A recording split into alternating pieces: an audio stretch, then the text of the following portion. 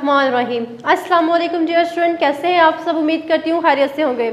Student, 9th biology के बाद अब हमने 10th की बायोलॉजी को स्टार्ट किया है। अब आज इसका हम फर्स्ट चैप्टर स्टडी करेंगे, गैसों का तबादला, गैसेज एक्सचेंज, जिसका आज पहला लेक्चर है। तो स्टूडेंट, गैस सबसे पहले हम इसकी कुछ टर्मिनोलॉजीज देखेंगे, इस चैप्टर के अंदर कौन सी यूज़ हो रही हैं। तो फर्स्ट ऑफ ऑल देखा जाए तो इसका टॉपिक का नाम है गैसेज एक्सचेंज। गैसेज मतलब गैसों से निकला हुआ है, एक्सचेंज मतलब तबादला, यानी कि गैसों का तबादला। अब गैसों का तबादला कहाँ से हम करेंगे? माहौल से। माहौल से गैसेस को लेंगे, जो चाहिए होंगे उनको इस्तेमाल कर लिया जाएगा और जो नहीं चाहिए होंगे उनको खारिज कर दिया जाएगा माहौल के अंदर ही। तो इसे हम कहते हैं गैसेस एक्सचेंज करते हैं। फर्दर इसको जो है गैसेस एक्सचेंज को डेफिनेशन जो आएगी फिर हम इसको देखते हैं। तो नेक्स्ट अगर हम देखते हैं इसके अंदर सेलुलर रेस्पिरेशन। सेलुलर रेस्पिरेशन क्या होती है?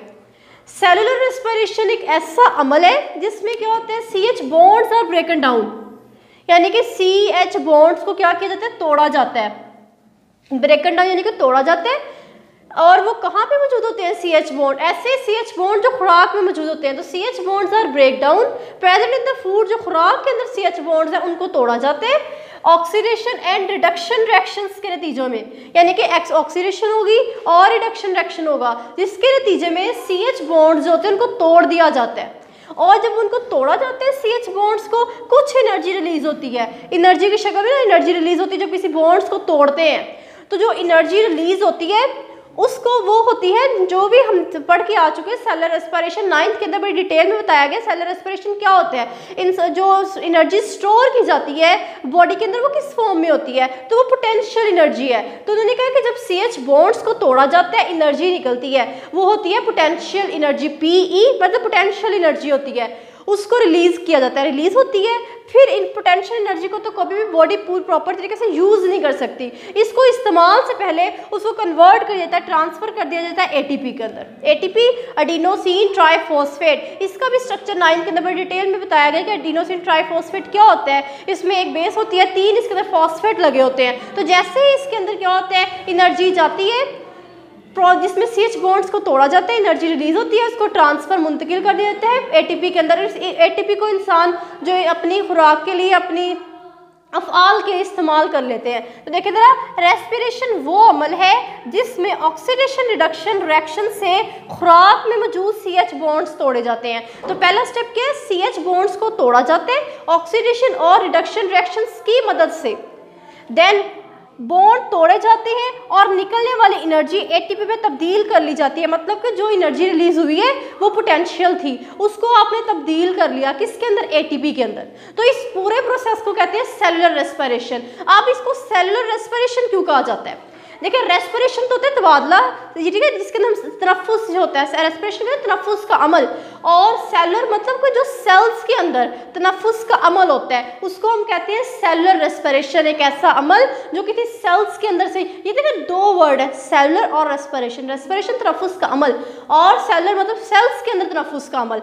तो स्टूडेंट, यहाँ पे पूरी डेफिनेशन क्लियर की है कि ऐसा तनफ्फुस का अमल जो सेल्स के अंदर होता है उसको हम कहते हैं सेलुलर रेस्पिरेशन। और इसमें क्या होता है? इसमें खुराक में CH बॉन्ड्स को तोड़ा जाता है, ऑक्सीडेशन और रिडक्शन से एनर्जी खारिज होती है, उसको इस्तेमाल कर लिया जाता है। तो ये हमारे पास एक डेफिनेशन थी। अब हम देखते हैं सेलुलर रेस्पिरेशन की 2 किस्में हैं, एक एरोबिक रेस्पिरेशन है, दूसरा एनारोबिक रेस्पिरेशन है। एरोबिक रेस्पिरेशन एक ऐसा रेस्पिरेशन का अमल जो कि ऑक्सीजन की मौजूदगी में होता है।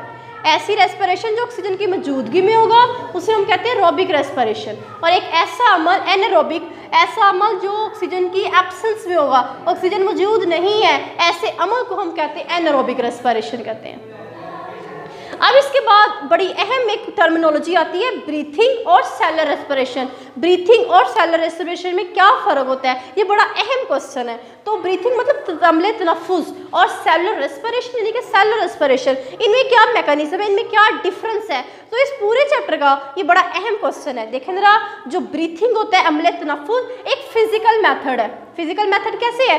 ब्रीथिंग हम सांस लेते हैं, ठीक है, हमने बाहर से ऑक्सीजन अपनी बॉडी के अंदर ली, तो इसके जब हमारे माउथ के अंदर जाती है, हमारे फिर नेक्स्ट ट्रैकिया के अंदर जाती है हवा, हमारी एब्डोमेन में जाती है, डायफ्राम में जाती है, रिब्स में जाती है, सारी जाती है। तो जैसे ही हम सांस लेते हैं तो हमारे बेली की मूवमेंट हो रही होती है, ठीक है। सांस लेने के दौरान हमारा बेली हरकत कर रहा होता है, जिस्म के हिस्से इवॉल्व होते हैं, ठीक है। तो इसलिए हम कहते हैं फिजिकल मैकेनिज्म है, इसमें जिस्म के हिस्से शामिल होते हैं। जैसे ही सांस लिया, हम आगे पीछे सांस लेते हैं, अंदर लेते हैं, बाहर निकालते हैं, तो हमारा जो पेट होता है, एब्डोमेन होता है, वो हरकत करता है। तो इसलिए उसने कहा ये फिजिकल मेथड है जिसमें हम जिस्म हिस्से हरकत करते हैं।